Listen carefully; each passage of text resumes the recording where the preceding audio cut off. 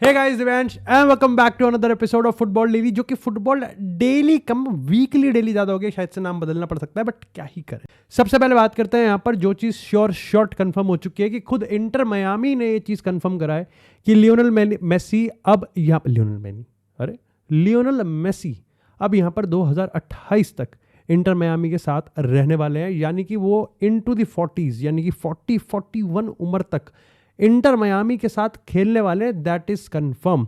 Inter Miami के लिए ये इंपॉर्टेंट इसलिए भी था क्योंकि अगर हम यहाँ पर 4 प्रो फॉर्मर बार्सिलोना प्लेयर्स की बात करें, जिसमें नाम आता है लियोनेल मेसी का, जिसमें नाम आता है लुइस सुआरेज का, जॉर्डी अल्बा का, बुस्केट्स का, तो लगभग 2 का तो कंफर्म ही है कि यहाँ पर the legendary Duo Jordi alba और सर्जियो बुस्केट्स अब इस सीजन के बाद यहाँ पर रिटायरमेंट ले रहे हैं। साथ ही यहाँ पर लुइस सुआरेज का कॉन्ट्रैक्ट भी खत्म होने वाला है और अभी तक कोई ऐसी यहाँ पर बड़ा हिंट अपने को मिला नहीं है कि इंटर मियामी इंटरेस्टेड है लुइस सुआरेज का कॉन्ट्रैक्ट रिन्यू करने में। लेकिन इंटर मियामी 2028 तक लियोनेल मेसी साथ में रहेंगे, कोई बहुत बड़ी वो नहीं है कि यहाँ पर कुछ बहुत बड़ा फेरबदल नहीं है, कोई बहुत बड़ा इंटरेस्टिंग पॉइंट नहीं है कि फुटबॉल फैंस को लेकर शौक था, सबको था कि हाँ भाई होगा ही ऐसा ही। ऑफ कोर्स, और उसके पीछे 2 बड़े रीज़न है कि मैं क्यों इसको एक्सटेंसिवली कवर कर रहा हूँ। पहला ये कि ये हुआ इसलिए भी है क्योंकि ऑफ कोर्स पैसा है, दूसरा ये कि मेसी रियली गुड फॉर्म में है। हाँ 38 के हैं, लेकिन 2025 में अगर आप मेसी के स्टैट उठा के देख लो तो बढ़िया खेल रहे हैं। दूसरी चीज़ यहाँ पर यह है कि अगले साल इंटर मियामी का बहुत बड़ा स्टेडियम यहाँ पर अनवील होने वाला है, तो उनके लिए लेजेंडरी है, तो मेसी का होना बहुत ही ज़्यादा ज़रूरी है। और अगर बाकी सारे सुपरस्टार जो कि जा रहे हैं, ऐसे में लियोनेल मेसी को रोकना तो प्राथमिकता थी ही।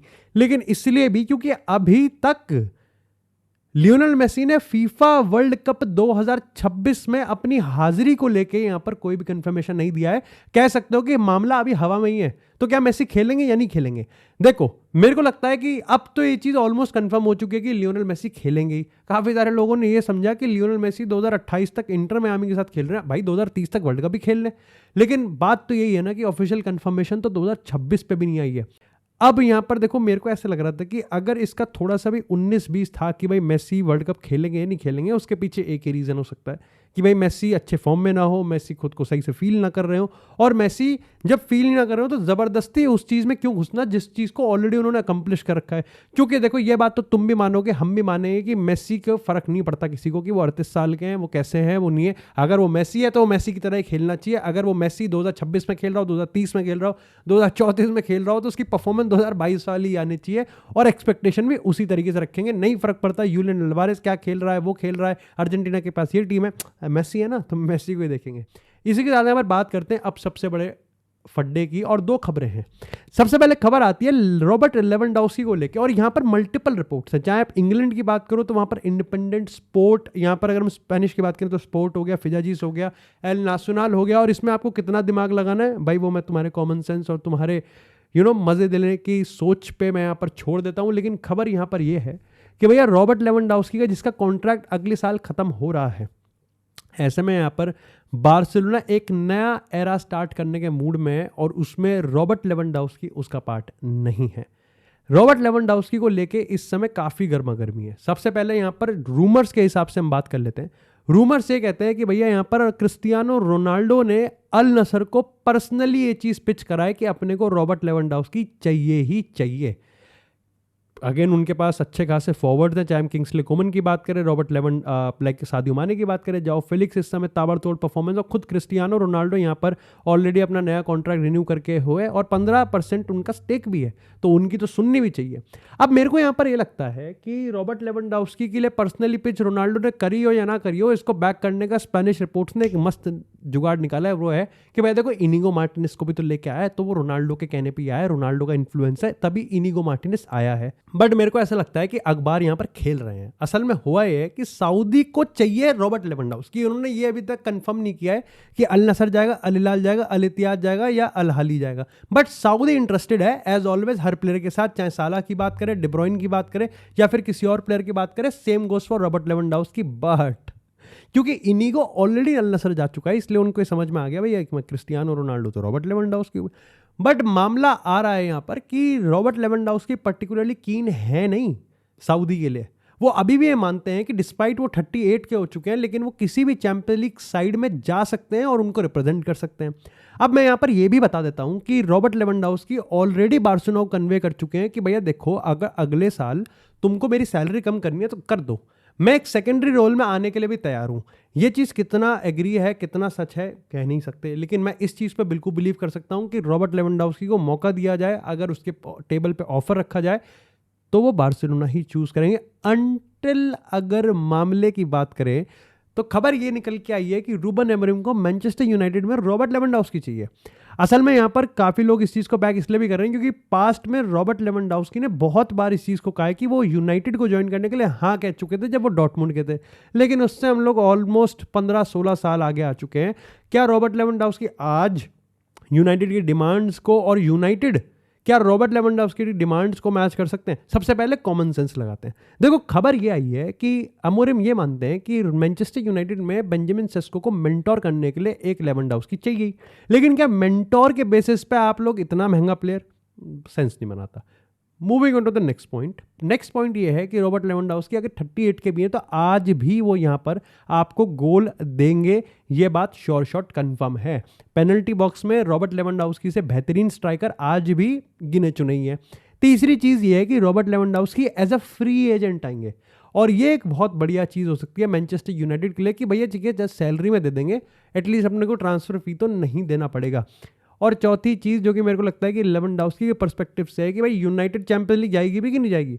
अगर यूनाइटेड चैंपियंस लीग चली जाती है कि भाई वो चैंपियंस लीग खेल रहे हैं, लेवेंडोव्स्की को मनाना आसान होगा। बट क्या तुमको लगता है कि Robert Lewandowski at 38 United join करने चाहिए? क्या यूनाइटेड को ये चीज़ चाहिए? क्योंकि मैं इंटरनेट पे सही बता रहा हूँ, मैं लोग 50-50 हैं। लोग मान रहे हैं कि अपने को इब्राहिमोविच 2.0 मिल सकता है, जैसे वो आया था मुरीनियो के अंडर 2016 में। वहीं काफ़ी लोग ये मानते हैं कि Robert Lewandowski too old to join Manchester United. But बात करते हैं अब यहाँ पर, वैसे हाँ, इसके रिगार्डिंग ये भी अपडेट है कि रॉबर्ट लेवेंडोव्स्की के जो एजेंट है पिन ज़हावी, वो ऑलरेडी मिलान के रिप्रेजेंटेटिव से मिल चुके हैं, क्योंकि मिलान भी इस समय कहीं ना कहीं सुमड़ी में निकल रही है। और मिलान लूका मॉड्रिच क्या होता है, लूका मॉड्रिच के ट्रांसफर से प्रूव कर चुके कि they believe in experience. But अगर बात करें यहाँ पर यूलियन अल्वारेस की, देखो पहली चीज तो वेरी नेचुरल, वेरी प्रिडिक्टेबल, ठीक है, थोड़ा सा नया लेके आओ। एथलेटिको मैड्रिड यहाँ पर 4-0 से आर्सेनल से हारी। क्या यूलियन अल्वारेस के फ्यूचर पे एक बार फिर से बादल मंडराने लगे। लोगों ने यहाँ पर ये बार फिर से अटकन लगा लिया कि भाई यार Julian Alvarez Atletico Madrid join करके उखाड़ेगा क्या, और इसी का फायदा उठाते स्पेनिश न्यूज़पेपर्स ने भैया छाप दिया। इंटरेस्टिंगली तुम्हारे लिए और मेरे लिए ये है कि यहाँ पर अगर छोटे छोटे नंबर्स हैं, सिर्फ ये नहीं है कि भाई यूलियन अल्वारेस बहुत फ्रस्ट्रेटेड, अपने को एक्चुअली में नंबर्स मिले हैं। देखो कहानी ये है कि यूलियन अल्वारेस के क्लोज सोर्सेज ये मानते हैं कि अगर एथलेटिको मैड्रिड में रहते रहते उसने कोई भी ट्रॉफी नहीं जीती और इसी सीजन अगर कोई ट्रॉफी नहीं जीती तो शायद से वो अपना फ्यूचर रिकंसिडर करेगा। ये चीज़ एथलेटिको मैड्रिड को भी पता है, लेकिन अब तुम्हें और हमें जो पता होना चाहिए वो ये है कि यहाँ पर ज़्यादा क्लब्स हैं नहीं। 2 क्लब्स का नाम सबसे सामने आ रहा है बिल्कुल ताबड़तोड़ तरीके से, और वो है यहाँ पर PSG और बार्सिलोना। मैं बायर्न म्यूनिख को भी सोच पा रहा हूँ क्योंकि उनको भी आज नहीं तो कल हैरी केन के पास देखना पड़ेगा, इवन दो वो ज़्यादा भी इतना भी बुढ़ा नहीं है हैरी केन। बट PSG और यहाँ पर बार्सिलोना को मैं देख पा रहा हूँ। लेकिन एक मिनट, हाँ, बार्सिलोना पैसे लाएगी कहाँ से? क्योंकि अब इससे पहले कि तुम मेरे पे टूट पड़ो, मैं ही तुम पे टूट पड़ता हूँ। बार्सिलोना के रिगार्डिंग मैंने इसलिए बोला है क्योंकि यहाँ पर जिसके लिए 80 मिलियन खुद पे कर रहे हैं एथलेटिको मैड्रिड ने, ये मान के चल रहे हैं कि बार्सिलोना 200 मिलियन मांगेंगे। चलो मान के भी चलते हैं कि यूलियन अल्वारेस ने विद्रोही कर दिया भैया, वहाँ पर प्रोटेस्ट हो गए, बिल्कुल आमरण अनशन हो गया वहाँ पर, और उसके बाद भी एथलेटिको मैड्रिड हद से हद नीचे आएगी, वो है 150 मिलियन। तुम समझ रहे हो तुम? तो अंडरस्टैंडेबल है कि यहाँ पर देखो मैंने ये मान रखा है कि यूलियन अल्वारेस छोड़ के तो जाएगा। Julian Alvarez cannot be a superstar. Yes, he is already a superstar in Atletico Madrid, but Atletico Madrid का प्रोजेक्ट है ही नहीं ऐसा कि वो यहाँ पर यूलियन अल्वारेस जैसे प्लेयर को रोक सकें। क्योंकि असल में प्रॉब्लम ये है कि देखो एथलेटिको मैड्रिड के पास इतना पैसा नहीं है कि वो यूरोपियन इन बिग डॉग्स से compete कर सके, जिसमें Arsenal, PSG, Manchester city, real Madrid, Barcelona. और उनकी मत ये मारी गई है कि यहाँ पर अगर हम डोमेस्टिकली बात करें तो वो 2 ऐसे क्लब से, एक भी नहीं 2 ऐसे क्लब से बढ़ रही हैं जिनसे हिस्टोरिकली कभी वो भिड़े नहीं है। That is Barcelona and real Madrid, जिन्होंने ऑलरेडी यहाँ पर इतने सारे ट्रांसफर्स कर लिए हैं और वो और ज़्यादा मजबूत हैं।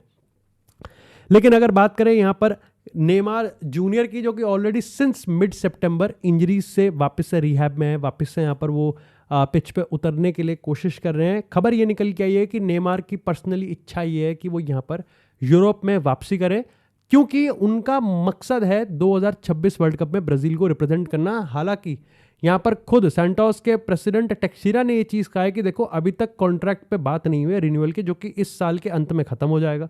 लेकिन उन्होंने भी ये चीज़ माना है कि नेमार की अभी पर्सनल प्रायोरिटी है कि वो 2026 के वर्ल्ड कप में ब्राजील में कैसे करेंगे।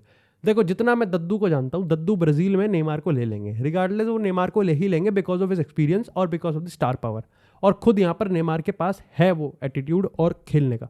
हालांकि नेमार को इस पॉइंट ऑफ टाइम पे यहाँ पर अगर हम बात करें तो नेमार इंटरनेशनल के साथ टच में था, लेकिन वो डील एक्चुअली में हुई नहीं। अल्टीमेटली इंटर ने कहीं और पचका मार लिया। खुद यहाँ पर नेपली की बात करें तो वहाँ भी मामला थोड़ा सा हो रहा था और उन्होंने यहाँ पर एंडिड डिब्रोइन, वो डिब्रोइन के साथ चले गए। लेकिन अगर बात करें यहाँ पर रियल मैड्रिड की, तो सबसे पहले ये खबर निकल के आई है इंडिकालिया, और यहाँ पर अगर हम बात करें लिवरपूल के सोर्सेज से कि रियल मैड्रिड मैकअलिस्टर को लेके भैया इंटरेस्टेड है।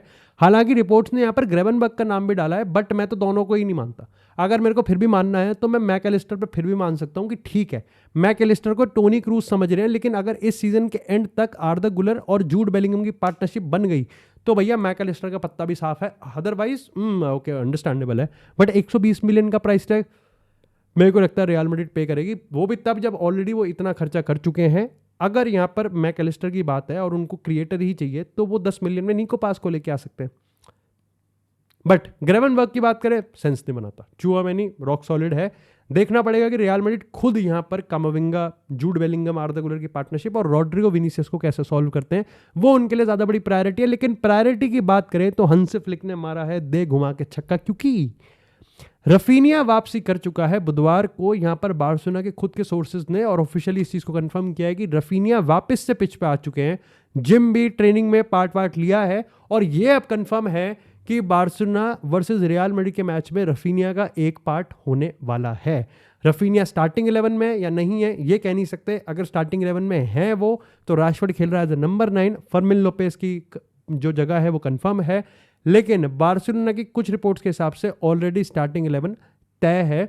ये देखने वाली बात है कि वो जूल्स कुंडे, एरिक गार्सिया और रोनाल्ड अराउआ, इन तीनों में से मिशन अकॉम्प्लिश विनीसियस जूनियर के लिए किसको सेलेक्ट करते हैं। बट फिलहाल के तौर पे तो भैया यही है। वही अगर एआई की बात करें तो ऑप्टा स्टैट्स के सुपर कंप्यूटर ने इस मैच का प्रेडिक्शन निकाला है रियल मैड्रिड के फेवर में 43% कुछ ऐसा है।